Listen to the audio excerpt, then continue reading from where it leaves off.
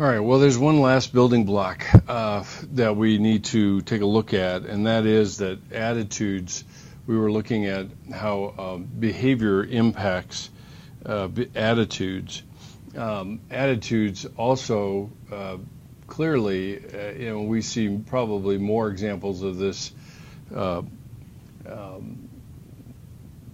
I'm sorry, I'm going the wrong direction here. That attitudes also follow behavior. So we were looking at how attitudes impact or predict behavior. Now we're going to take a look at how they follow behavior. And probably one of the more significant findings was actually found in the Korean and the other wars, if you will, where what was identified was called the foot in the door phenomenon. And actually we see it in sales pitches even today.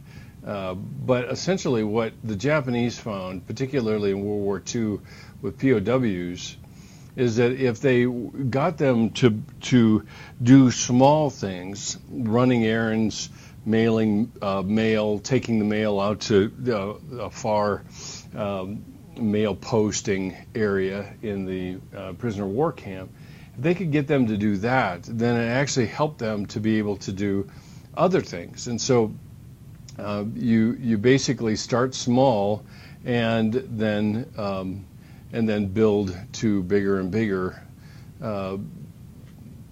bigger things. So interestingly enough, if you were to go in today and buy a computer, I don't care where you buy it, Best Buy, Apple, wherever you buy it, one of the first things that they do is something called upselling. And essentially, they will take whatever item you have just bought, which is a lot of money, $1,500, let's say, for a laptop. And then they say, do you want to add just an extra $60 for a warranty plan? That is a good example of foot in the door. Now that they've got their foot in the door with a pretty big purchase, then they actually do it in reverse. And now they've got a big purchase, then smaller purchases look even smaller when adding in options and other things that are part of that. And it's really part of a bigger phenomenon, which is the foot in the door. And that generally has been used, and it's used in most retail outlets, and you will see it consistently even throughout the Christmas season when you buy something and they offer you a warranty plan. The second really big item, and this one can't really be understated in terms of its significance, is the concept of cognitive dissonance. And the person who discovered or identified this process was a guy by the name of Leon Fessinger. And essentially what he identified was that when our actions do not match our attitudes, we feel some measure of psychological discomfort. And with that psych discomfort, we move to bring our actions and attitudes into line. So we can then determine which we change, particularly in the fact that if I do an action that is not consistent with my attitude, I have one of two options. Either I change my actions to fit my attitudes, or I change my attitudes to fit my actions. And that is really the essence of cognitive dissonance.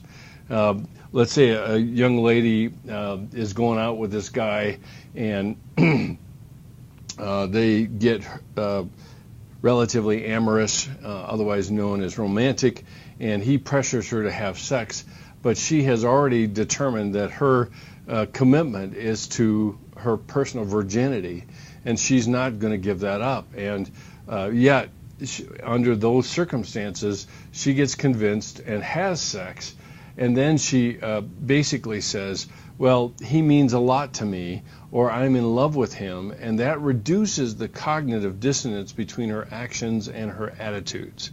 And on the other hand, perhaps in that situation, someone may hang on to their conviction to the exclusion of actions no matter what. There was a particular athlete, I think she ran the 200 meters this summer at the Olympics, and she was a virgin, and it really ended up kind of rolling around the internet of guys propositioning her and so forth.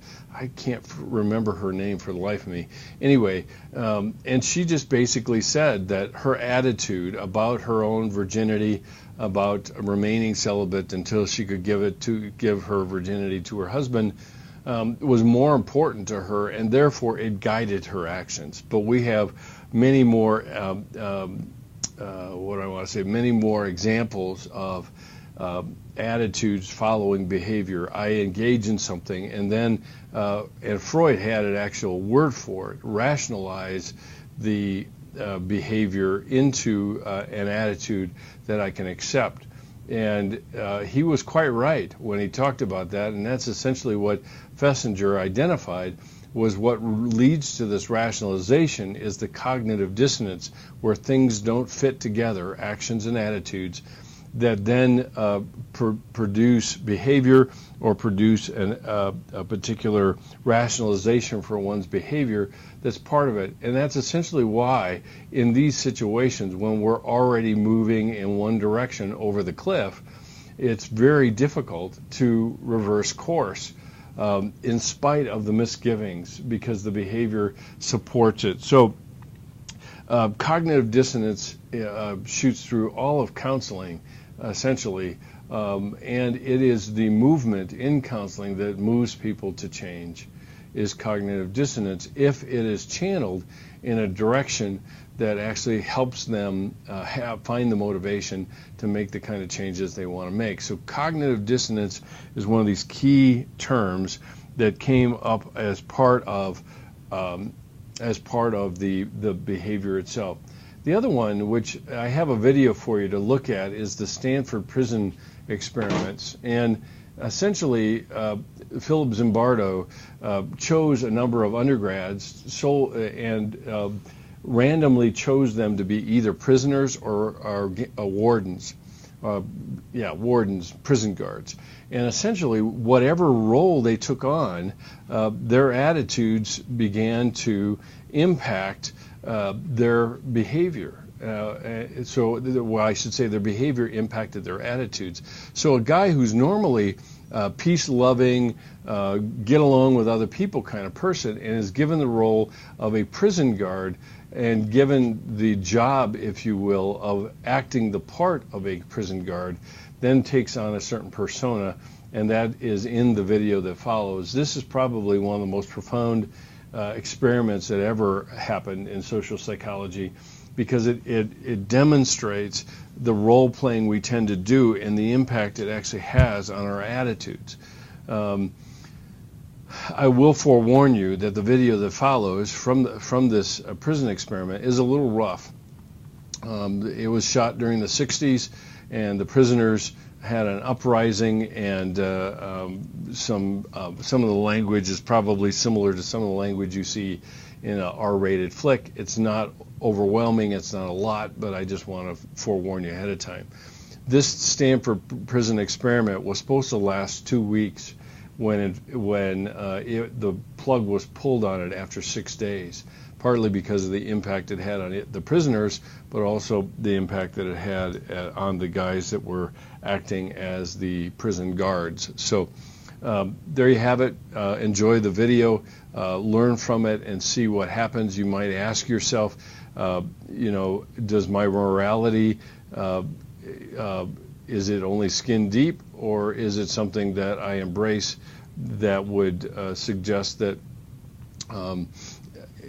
I would fight through a situation like that to be the most ethical prison guard, for example, and not cooperate with the group that goes on.